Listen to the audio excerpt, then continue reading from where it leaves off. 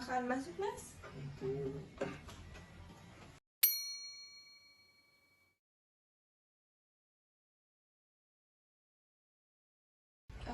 Mas mau duduk di sebelah sini atau sebelah situ? Di sini saja. Ya, baik, silakan duduk ya, Mas.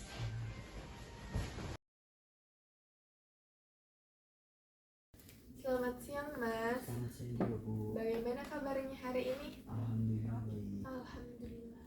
Ini posisi seperti ini udah nyaman? Sudah nyaman. Sudah. Mas datang ke sini diantar atau naik kendaraan sendiri? Naik kendaraan sendiri. Oh, naik kendaraan sendiri. Kalau boleh tahu, Mas tahu informasi tentang saya dari mana? Dari kebetulan saya dapat info ibu dari internet. Oh, dari internet. Iya.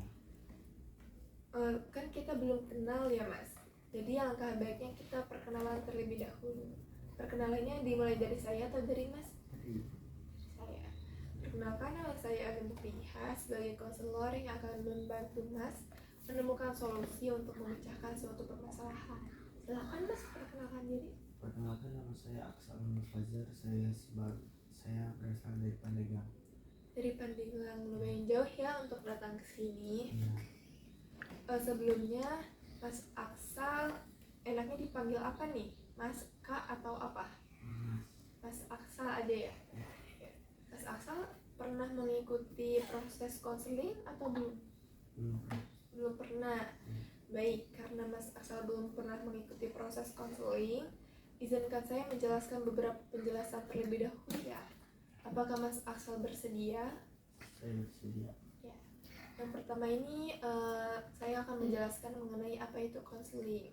Konseling adalah salah satu jenis layanan yang diberikan oleh tenaga profesional yang biasa disebut sebagai konselor.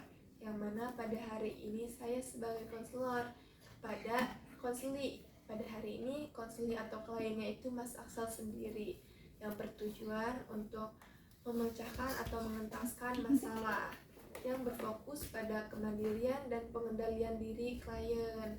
Sampai sini paham Mas Aksal? Nah, setelah itu ada beberapa asas yang harus kita sepakati. Ada 5 asas Mas Aksal untuk berjalannya proses konseling.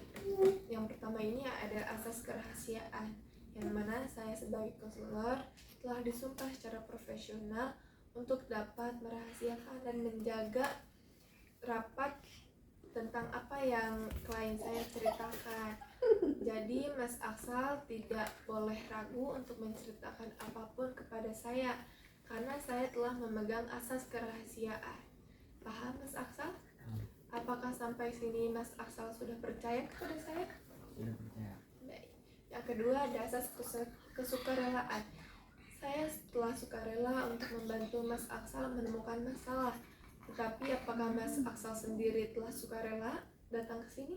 Saya telah sukarela. Oh, sukarela. Tidak ada paksaan dari siapapun? Tidak. Tidak ada. Nah, yang ketiga ada asas keterbukaan. Mas Aksal harus terbuka dengan apapun yang Mas Aksal rasakan sekarang kepada saya. Mas Aksal tidak boleh ada yang ditutup-tutupi karena demi kelancaran proses konseling. Nah, yang keempat ada asas kekinian, yang mana Mas Aksal boleh cerita masalah yang sampai saat ini Mas Aksal rasakan yang khawatir akan mengganggu kehidupan Mas Aksal ke depannya. Nah, yang terakhir ini ada asas kemandirian. Saya sebagai konselor tidak berhak untuk mengintimidasi Mas Aksal. Kita di sini menemukan solusi dan memecahkan masalah secara bersama-sama. Tetapi yang mengambil keputusan adalah Mas Aksal sendiri, karena semua keputusan ada di tangan Mas Aksal.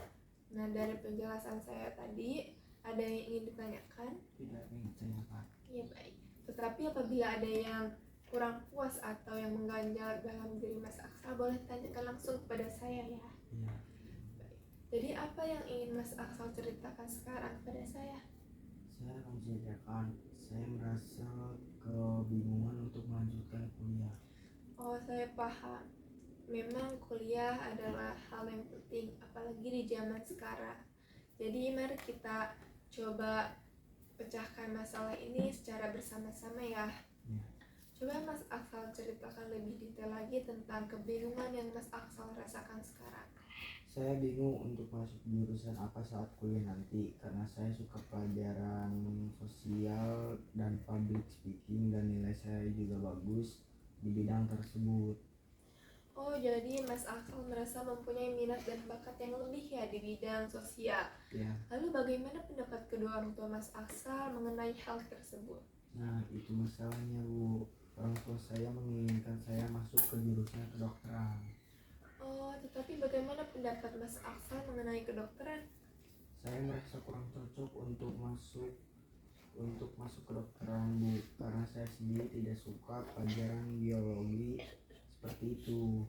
Oh, jadi kebingungan yang muncul dalam diri Mas Aksal karena adanya perbedaan keinginan antara Mas Aksal dengan kedua orang tua Mas Aksal ya.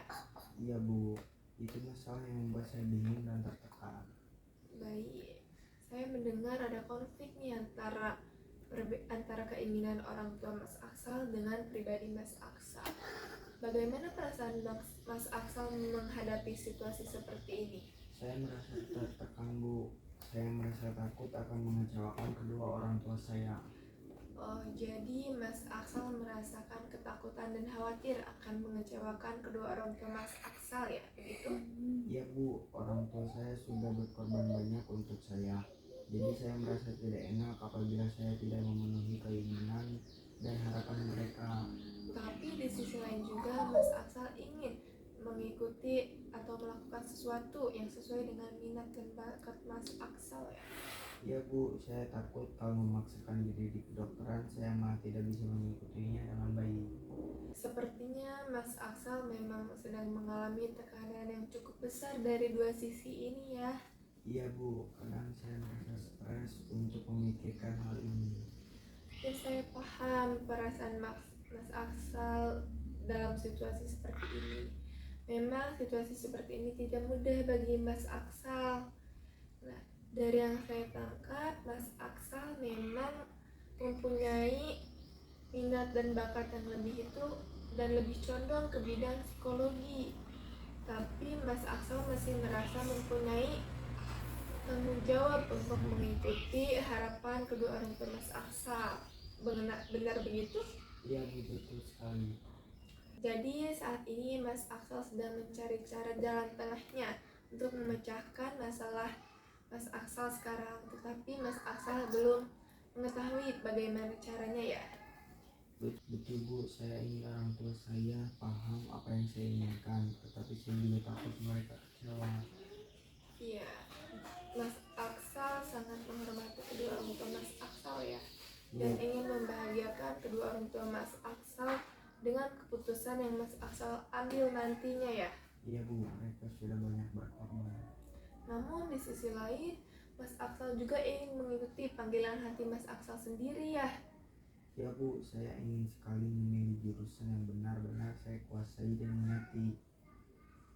Ya itu hal yang bagus. Jadi Mas Aksal dapat memahami diri Mas Aksal dengan baik. Nah itu jadi salah satu hal yang positif bagi diri Mas Aksal.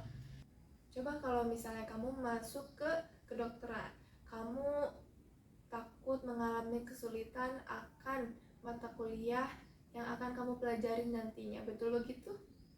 Ya Bu, saya takut tidak bisa menyelesaikannya dengan baik. Tapi saya juga bingung Bu, kalau saya mengambil psikologi, bagaimana cara saya untuk meyakinkan orang tua saya bahwa psikologi adalah pilihan terbaik. Nah, pertanyaan yang penting kita akan coba bahas lebih dalam lagi bagaimana cara menyampaikan hal tersebut kepada orang tua Mas Aksal ya. Ya. Baik, sekarang coba kita pikirkan bagaimana apabila Mas Aksal tetap memilih jurusan kedokteran yang sesuai dengan harapan kedua orang tua Mas Aksal. Apa yang Mas Aksal bayangkan apabila Mas Aksal memilih jurusan kedokteran? Kesulitan-kesulitan apa yang Mas Aksal akan hadapi? Saya khawatir akan kesulitan mengikuti mata kuliah Bu. Apalagi kalau tentang pelajaran IPA itu bukan kelebihan saya. Nah, kalau seperti itu kesulitannya, apa dampaknya Mas Aksal? Saya takut tidak bisa lulus tepat waktu atau malah menyerah di tengah perjalanan. Baik, itu kemungkinan yang akan terjadi apabila Mas Aksal memilih jurusan kedokteran. Nah, bagaimana kebalikannya nih? Bagaimana apabila Mas Aksal memilih jurusan yang sesuai dengan minat dan bakat Mas Aksal? Kalau saya kuliah dengan sesuai minat dan bakat saya bisa jadi lebih berprestasi dan semangat kuliahnya. Nah, kalau misalnya bakalan berprestasi, apa dampaknya bagi kehidupan Mas Aksal ke depannya? Kalau saya berprestasi, saya merasa bisa menjadi orang sukses.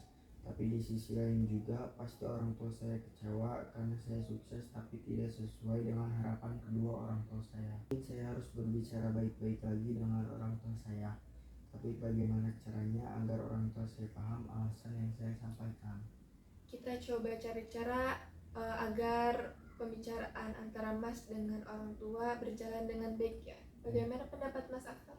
Saya rasa itu ide yang bagus, Bu. Ya, jadi langkah pertama yang bisa Mas Aksal lakukan adalah memahami keinginan dan harapan orang tua mengapa mereka menginginkannya. Iya, Bu, saya rasa memang mereka menginginkan saya menjadi anak yang sukses dengan masa depan yang baik. Ya, memang semua orang tua pasti menginginkan anaknya sukses. Namun penting juga untuk kita menunjukkan bahwa ada jalan lain menuju sukses tanpa harus mengikuti keinginan mereka. Jadi kita bisa meraih kesuksesan sesuai dengan minat dan bakat yang kita miliki. Tapi bagaimana, Bu, cara saya menjelaskan kepada mereka masalah apa yang harus saya bicarakan? Kita bisa menyusun argumentasi yang kuat. Misalnya, Mas tadi bilang bisa berprestasi di bidang tersebut. Jadi Mas bisa menunjukkan bahwa Mas mempunyai prestasi di bidang sosial yaitu psikologi. Mas itu sebagai bukti bahwa Mas mempunyai potensi dalam bidang tersebut. Oh begitu ya, Bu, bisa jadi alasan yang kuat itu, Ibu. Ya begitu. Nah, selain itu juga Mas bisa merencanakan nih karir Mas ke depannya setelah lulus kuliah. Nah, hal ini bisa membuat kedua orang tua Mas lebih yakin dengan keputusan Mas yang nanti akan Mas ambil. Ya, Bu, saya paham. Jadi saya harus merencanakan itu dengan detail agar mereka percaya kepada saya. Iya, Mas. Nah, Mas tahu saya juga pernah menghadapi klien yang mempunyai permasalahan serupa dengan Mas. Dia juga ragu-ragu untuk mengambil keputusan karena adanya perbedaan keinginan antara dia dengan orang tuanya. Tetapi akhirnya dia bisa meyakinkan kedua orang tuanya dengan cara berbicara dengan baik-baik dan menunjukkan bukti-buktinya seperti apa yang tadi saya bilang. Oh begitu ya, Bu, jadi mereka bisa menerimanya. Ya betul begitu, Mas. Jadi ada usaha dan komunikasi antara orang tua dengan anak. Nah, dari cerita tersebut apa yang Mas akan lakukan nih ke depannya? Saya jadi lebih yakin untuk berbicara kepada orang tua saya. Jadi Mas dapat berbicara dengan baik lagi ya pada orang tua Mas. Ya. Bagaimana perasaan Mas Aksal setelah berdiskusi dengan saya? Saya merasa lega, Bu, karena telah berbicara dengan Ibu apa yang saya rasakan sekarang, dan sekarang saya sudah mempunyai gambaran harus melakukan apa. Bagus, itu adalah langkah pertama yang baik untuk menyelesaikan masalah yang Mas Aksal rasakan sekarang. Nanti kita akan ketemu di minggu depan untuk mengevaluasi hasil pembicaraan dari Mas Aksal dengan orang tua Mas Aksal ya. Iya, baik, Bu, saya akan coba berbicara dulu kepada mereka. Terima kasih ya Mas Aksal telah berbagi cerita kepada saya. Saya senang membantu Mas Aksal. Terima kasih juga, Bu, saya merasa senang bisa bercerita kepada Ibu. Iya Mas Aksal, kalau ada apa-apa tidak boleh sungkan untuk datang ke sini dan hubungi saya kembali ya. Ya, insya Allah, Bu, terima kasih atas waktunya. Iya Mas Aksal, sama-sama. Mari saya antar. Baik, Bu.